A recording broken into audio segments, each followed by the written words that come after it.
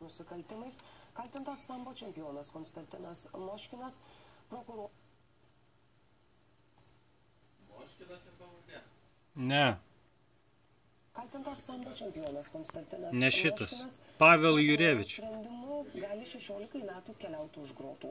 Tačiau teismas nusprendė... Palauk, biškį to aš dažiūrėsiu.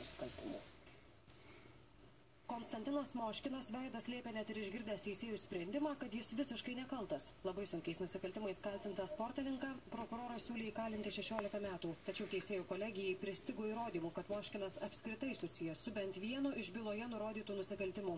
Galiu tik pakomentuoti taip, kad teisingumas Lietuvoje yra, kaip, gal kas ką nusipelnė.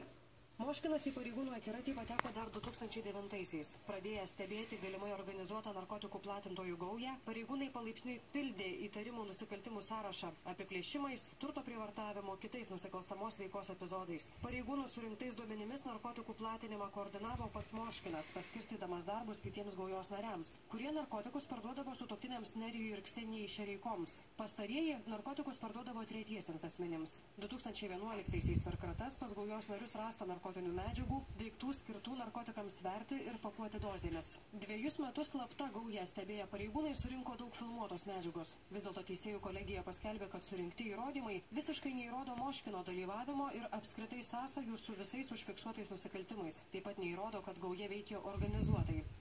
Anksčiau bendraudavom kažkada, tai kada biškai jaunesnis buvo, paskui jau nebendraudavo. Taip pat kažkaip tai susiklosti taip, kad kai kurie žmonės norėjo išsisūkti ten, nes buvo pagauti ten, padarant kažkokius nusikaltimus, tai kažkaip tai va taip išėjo.